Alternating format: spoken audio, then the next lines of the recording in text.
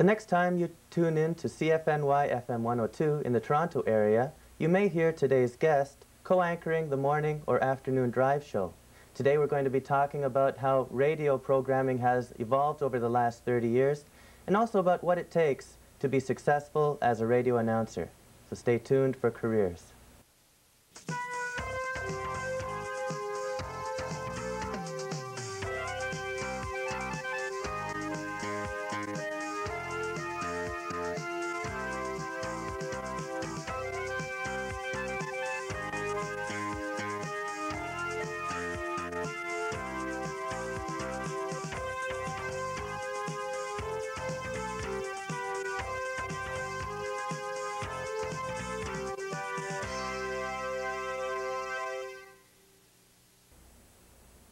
Hi, I'm Peter Wolfl, your host for Careers. Today, we're going to be joined by a radio announcer, Kimberley Carrothers, from the Toronto area radio station CFNY FM 102. After graduating from a 3-year radio and television broadcasting program, where incidentally she won several journalism awards, Kimberley wasted no time in becoming a full-time news reporter. Today, she acts as a news anchor, a traffic reporter, feature reporter, master of ceremonies at CFNY events, and she does commercial and promotional voiceovers. A lot of jobs for one person. Welcome, Kimberly, to the show. Thank you. Why did you ever decide to take 3 years of your life and go to television and radio school? Good question. Well, throughout high school, I'd always had a bit of a flair for theater, and I loved listening to old radio programs on, usually American stations seem to carry them more. The older, like the Lone Ranger and Only the Shadow Knows, that kind of thing. I used to be really intrigued by that. And university as an option for getting into the communications field was pretty limited.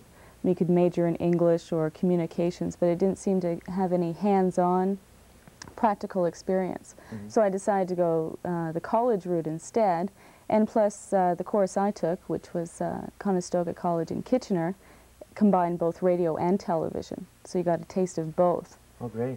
So it was nice from that. Did you consider any other schools? Are there other schools around that offer? Yes, there's quite a few, especially in the Toronto area. There's Humber and Ryerson, Mohawk out in Hamilton, Fanshawe in London, and of course Kitchener. They're all very good programs, and each of them is a little bit different. The one in London, for instance, I think you can specialize in either radio or television. It's not a combined course. So what made you select Conestoga?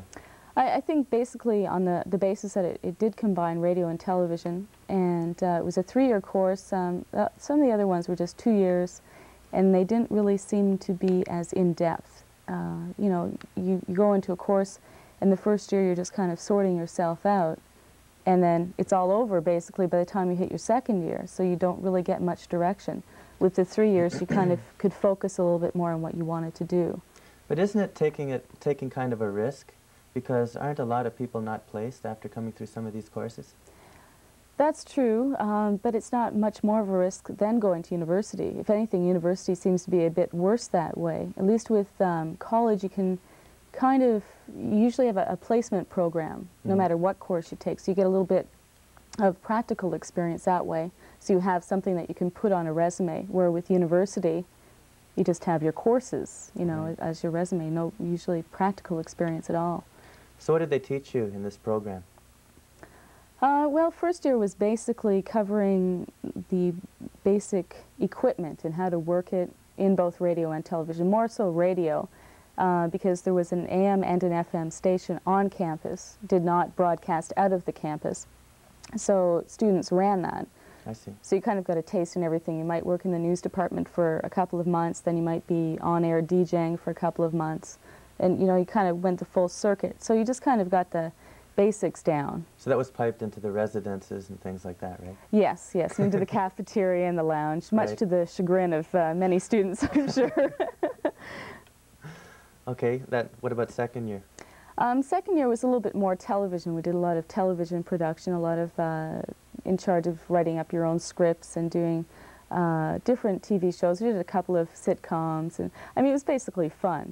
You're just learning, so there's a lot of trial and error, of course. And with third year, Sorry, did they have all the equipment on campus as well? Yes, television? yes. Actually, when I was in first and second year, there was quite a bit of ancient equipment, a lot of leftovers from the CBC. But now we have, when I was in third year, they upgraded and got a lot of new cameras and a lot of new equipment. So it's very, very well equipped technically from that point. Yeah, actually, sometimes you'll find college campuses have better equipment than some radio stations. So you can take it for what you will. Yeah. And after second year, you were usually, well, I found I was, and most of my classmates were fairly focused in what they wanted to do. Myself, I kind of leaned more towards radio and kind of specialized more in the news area and public affairs. You won a couple of awards while you were going to college. Tell us about those and what you had to do to get them. The first award I won was the News Person of the Year award, which... Sounds good. Oh, well, yeah, it certainly does. It was kind of a combination of you had to enter different stories that you'd reported on for the college that had been played on air. And from that, they narrowed it down to, I don't know if it was exactly the best story, but I guess it more encompassed how it was reported upon, what it covered, you know, were all the basic elements within the story. And I used a lot of raw sound in my stories. I find that works well. You know, you have the crowd noise in the background, kind of the theater of the mind kind of thing, you know. And the more of those kind of things you can incorporate without sounding like you're incorporating it, then the better the story comes out. Did you have to supply your own sounds? Did you have to go into crowds and actually tape them? I can't remember exactly the story it was that I covered. It was some kind of demonstration on campus. And there was a crowd there, thankfully, because if I had to go and find one, it would have been big trouble. And yeah, so you know, you talk to a few people and then you kind of record a lot of background noise. I always do that wherever I am. I was just out covering a benefit concert not too long ago. And, you know, when you're talking to people, you get a few comments from them, then you always record a bit of background sound, just so you can lay it under. If nothing else, you can have some continuity throughout the story. That sounds like a great idea. What about the second award? That was basically based on marks, and it was an award for broadcast journalism. I was one of the top 2 or 3 people in my graduating class. While you were taking these courses in college, did you end up doing some part-time work in the field, in radio and television? Yes, my first year of college, I started off, after I think it was 4 or 5 months, I started working at the radio station in Guelph. And I was... Before you go on, how did you get that job? Your very first job in this field, how did you go about doing that? I begged. No, I just went out and... I mean, because that's the toughest one to get. It is, it is. I'm from Guelph, so I grew up there and I listened to the radio station there quite a bit. And I just went in, you know, hoping that, because I didn't have a car, so I couldn't get a job at a radio station out of town. And since this station is the only one in Guelph, I really had to, you know, just give myself that shot of confidence and walk in there and present my case, so to speak. And the job was a Sunday evening DJ shift. Good. Which, well, it was interesting because there was nobody wants to work Sunday evenings. That's right, that's right. So it was from 6 until midnight, and it wasn't just all straight DJ work.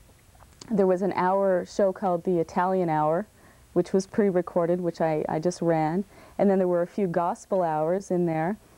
So it worked out to about, I think, 2.5 hours of DJing and a couple of newscasts. Right. But it was a really good way to get that first little bit of experience. And before long, you also worked in Kitchener. Yes, I moved on after, I guess it was about 2 years in Guelph. Along with doing the DJ shift, that worked into a full-time news shift during the summer months, I guess the 3 months off of school. So I did that for 2 summers, and then I went to Kitchener, which was a bigger station, and it enabled me to not only work on air. I was filling in. They had a 2-person morning show, and I was filling in for the other person when they were off, as well as doing promotional work and a little bit of television. Did the station give you any kind of coaching at all, or did you get this all from your course? You usually have regular meetings with your program director or the news director, depending on which department you're in. You sit down and you go over tapes of your show, and they tell you what works, what doesn't work, you know. And hopefully most radio announcers check themselves all the time. Right. You know, should constantly check. It's like anything else. When you get to that point when you figure, well, I don't have to check anymore, then you might as well get out of the business. Forget it. Yeah. Because you're always making mistakes. I know I make a lot. They know I make a lot. Okay, what did you do first? Did you co-host, or was it public relations or promotions? The first time, I guess I was doing a little bit of promotions, first of all, going out when the station had contests, giving things away, you know, just kind of going out to a mall and getting people to fill out ballots to win a car, that kind of thing. Right. Pretty exciting stuff, I know. And then the co-hosting bit on the morning show, the female version of that would be out in a cruiser, giving away things or reporting from different locations, doing the weather and public service announcements and that kind of thing. And that was a lot of fun, but it made for a really long day because I had to drive in from Guelph and be in Kitchener by 4:30 in the morning, which is, you know, still it's like half an hour drive. But then I'd be there till 9 and then go into school all day. You know, by the time I got back, it was a long But your day. college was in Kitchener. Yes. So you still continue to live in Guelph. Yes. Boy, a lot of traveling. Yeah. Okay. Do you think that it's important to have a good education before getting involved in broadcasting? I think a well-rounded education, you know, you kind of have to know a little bit about everything. And you don't have to know a lot about everything or one particular thing, but as long as you're really informed and you know what's going on in the world. Is it important to graduate from one of these colleges, though? I would say so, yes. Some people have been lucky and they've gotten out after the first year, you know, and gotten a job, but I think down the road, having that diploma will definitely be an asset, and certainly taking more courses to upgrade yourself. I took a couple of courses at the University of Guelph in the summertime when I was in college, just to have, you know, keep your feet in something else too. So you can have not necessarily something else to fall back on, but just another interest. Okay, let's talk about money. When you first start off, when you start off in a job like this, how much money can you expect to make? Not much. No? No. Radio is notoriously bad for, oh geez, I'm never going to work again. I just know it. I guess it's probably just like anything else. You know, you start at the bottom. And usually in radio, you start off at some very small market, or, you know, if you're lucky, a medium-sized market station. And usually... What are you saying, something like $9,000? Yeah, something about that would probably be right. And usually at your first job, you're doing a lot of different things. My first full-time job was in Barrie, and I was working in the news department from basically 10 until 6, anchoring news, and then I would still have to go out and cover things at night for a very small base salary. So you do have to make a lot of sacrifices. Start in a small town, start at a small salary. Yes, lots of hours. Lots of hours. You know, it really does put a bit of a cramp in your personal life. You know, I think it would be very difficult to be married to someone who didn't understand Who wasn't supportive. the pressure. Yeah, and not necessarily the pressure, but just the hours, you know, because it does take a lot of time and a lot of energy. We have to take a short break right now. Thanks, Kimberly. When we're back, in a few moments, we'll be talking again with Kimberly Carrothers from CFNY FM 102. Stay tuned. Welcome back to Careers. Today we're joined by Kimberly Carrothers from CFNY FM 102 in the Toronto area. Kimberly, maybe can you tell us, what does it really take to be successful in this business? What kind of people tend to be the most successful? Is there a certain personality type? I would say the basic description of an A-type personality would probably be the best way to describe somebody who is successful in this business, someone who has a lot of energy, who... prone to ulcers. Prone to ulcers, probably heart attack, the whole bit, you know. Lots of long hours, little sleep, you know. Just somebody who's constantly on the go. Are most of them good communicators? Overall, I would say yes. It's amazing, though, the number of people you run into in radio or television who are very, in real life, once the microphone or the camera's off, are very quiet and shy people. Themselves. Yeah, it's really interesting. When somebody reaches the top of the totem pole in this business, how much money do you figure they can make in radio announcing? Well, I guess the market to be in would be the Toronto market. That would be the place where you could make the most money. And for someone who has been in the business, you know, has quite a bit of experience, say a 10-year veteran who was hosting a morning show or doing a morning news run or something, could make, I would say, upwards, you know, 100,000 plus a year, and plus a lot of perks, and you get a lot of freebies in the business too. Yeah, what kind of perks? Oh, well, concert tickets. You get invited to a lot of so-called media things with lots of free food and beverages, that kind of thing, you know, and of course, when you interview people, you get to go backstage behind the scenes where meet a lot of the famous people, I guess you could say. And, you know, it's kind of a different world, really, than even what you expect when you're in college. It's not real life. No, it's not. And the sad thing is, though, a lot of people get caught up in it. And they, you know, it's kind of a harsh reality when all of a sudden they realize that, you know, things can't be like that all the time. Right. Is there a burnout? Do a lot of people get burnt out and then all of a sudden they have nothing to fall back onto? Well, you find that a lot. You know, a lot of the, not so much from the Toronto area, but a lot of people kind of disappear. You know, that one day they're kind of on top, and then the hype kind of dissipates a bit, and then they're gone. You know, you just don't know where they went, and they never surface again. Being in this business, I think, as an alternative, there really isn't. There are a lot of things you can do, but they're all still orientated to broadcasting or public relations, that kind of thing. There's a lot of offshoots, but as far as being on air, you know, there are a lot of people who do burn out. Okay, let's talk about your present job. What would a typical day be like for you? Okay, start with today. Get up in the morning, Get up 4:30 in the morning, every day, Monday to Friday. Be into work between 6 and 6:30. I'm on the air at 10 to 7 until, off and on, until about 9:30. Usually stay around the station till 11, 11:30, 12, with meetings, paperwork, that kind of thing. Go home for a couple of hours, come back in at 3, off and on the air again until 6:30. Usually leave work at 7. On a night like tonight, or when I'm covering something, you know, I'm here, it's, you know. Yeah, so you may have to put in a few extra hours that night to cover certain events. That's right. And it takes its toll some days. You know, if there's something I have to go and cover that goes fairly late into the night, early in the week, I'm usually trying to play catch-up on my sleep all week.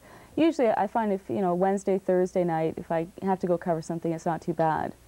So if you want regular hours, this is definitely not the job for you, right? It's not 9 to 5. No, not at all. Be prepared. Okay, when you co-anchor on the morning and afternoon drive shows, how do you prepare for the show? What do you do before the show and then, let's say, after?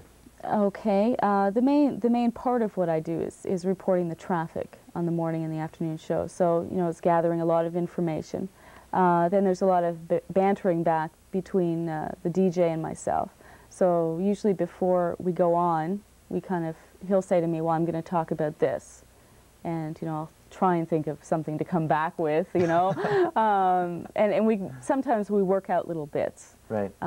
Usually, a lot of times it's spur of the moment, you know. He'll be saying something and something will pop into my head or vice versa, and we just kind of throw it out to each other. And working with the two guys that I do work with, Steve Anthony in the morning and James Scott in the afternoon, I've been working with them for over a year now, so we can kind of almost predict what the other person is going to do. So it works well that way, really well. And they're two great guys to work with because they're both very spontaneous and very quick-witted. Right, so you've got to be equally quick. Yeah, sometimes they catch you right off guard and you just kind of go, oh no, now what am I supposed to do? And it's all live too, right? That's right, no stopping tape and rewinding, you know, you just have to go and forge ahead. Is it the same thing when you anchor the news? The news, yes, basically, it's all live, except for, of course, pre-recorded reports that you'll have from a reporter out in the street who will have called in a report, a voicer we call it, and with that you just kind of write around it and say, now so-and-so reports from City Hall, and you put the tape on. But other than that, it's all live. So if you made a mistake and all of a sudden you said a dirty word or something, then it's that could be your before. Yes. Right? Yes, because everything you say on the radio is kept. We have what they call logger tapes that run at the station, and they're just big reel-to-reel tapes that record 24 hours a day what has gone on the station, music, talk, everything, and they have to be kept at the station for 30 days. Oh. And if within that 30 days the CRTC gets a complaint you write up to the CFNY and say, well, I thought I heard so-and-so say this bad word. The station must have the tape there. If the tape disappears, then there's a lot of trouble can result. How much censorship is there? In what respect? Is there any kind of flexibility in the words you can use? I mean, or is it just basically common sense? Common sense. I mean, Yeah. you're not going to go on and insult somebody or some group of people or say a slanderous remark unless you're prepared to pay the consequences or back it up, you know. Yeah. Okay, what about as a feature reporter? Have you done some interesting features at times? Tell us about some of your most interesting most memorable and unusual experiences. One that actually just came to mind was when I was working in Barrie.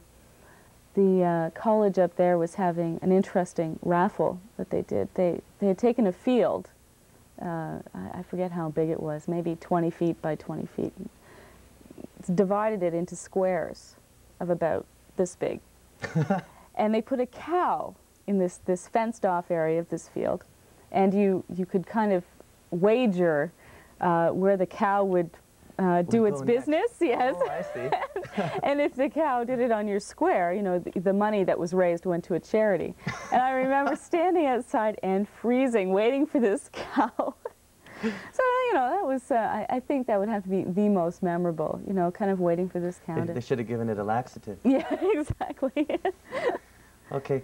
What about if you do make any mistakes, or let's say you made a slanderous remark, is there the potential that you could be sued? Oh, definitely. Personally, or would it be the station? Probably the station, and then I would say the station first, just because you were employed there. But I'm sure they could take it a step further and sue you personally.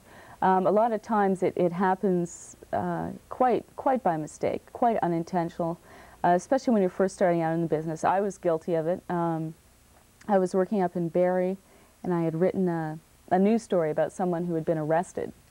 And instead of saying that this person had been arrested and, you know, had been, I convicted the person in the story is what I did by the way I worded it, not intentionally. But that is a very common error for a lot of people starting out in the business. Even though he wasn't tried and convicted. That's right, but the wording, it was like Joe smashed his car into Ken's car. Right. Which is convicting the person, but it's quite innocently written. You didn't mean to do it. So what do you do in a case like that? You hope that the lawyer wasn't listening. Yeah. Really, a lot of the times, it's not such a big deal in an incident like that. But I'm sure if it was a murder case involving important people, and you happen to say something like that on the air, you could be in for a lot of trouble. Or somebody in politics, they're always very careful about what you say about them. Definitely. And you wouldn't want to cross people like that either. Not only for the suing possibility, but any future you might have in the business. That's right. Okay, what about as master ceremonies? What do you have to do there? That basically just involves going to a CFNY event, say a movie night, a movie that we're sponsoring, or a concert, getting up on stage, which is very nerve-wracking still. I don't think that's something you ever get used to. Oh, it's hard. I think it's different in that when you're talking on the radio, you don't see all of these people. But when all of a sudden you're standing up in front of like the Canada Day celebration we have up at Molson Park, there are hundreds of thousands of people up there, and you're up on this stage trying to look nice and calm and relaxed, and it's, oh my God, you know. But meanwhile, you talk to more people than that on the air every day, but you just don't see them. So you know they're out there, but you don't. They're not breathing. How do you control stage fright personally? I don't know. Breathe deeply before I go on stage, I guess, is the only way to do it. I tend to get a little bit more hyper before I go on, so I kind of try and calm myself down. Let's talk very quickly about how radio has evolved over the last 30 years and where it's heading, based upon what you know. I think with the advent of television, radio kind of took a bit of a back seat. Before the days of television, radio was obviously the only way, other than newspapers, so radio was the most up-to-date way to get information, which it still is. That's the one advantage it holds over television still. And there was a lot more sound and theater of the mind aspects worked into news broadcasts and shows. And then with the advent of television, you had a lot of visuals. So the sound perception and all that visualization that you had to do with radio kind of went out the window. Still a lot of people listen to the radio. Oh, definitely. Obviously, radio is more portable than television. Yeah. You can't have a TV in your car yet. No, not really. Not without risking an accident. That's right, that's right. Anyway, what are your future plans? Television, maybe? Television, definitely, yeah. Somewhere in the future. In what respect, I'm not too sure yet. If I want to stay more in the news or veer off more into the entertainment side, as in not so much a talk show kind of show, but yeah, that kind of show, you know, something like that. Your show. Well, I need some help all the time on this show. Okay, well, we're just about out of time now. Kimberly, thank you very much for joining us. Oh, thank you for having me. I'm Peter Wolfl, and from all of us here at the studio, good luck in your own career.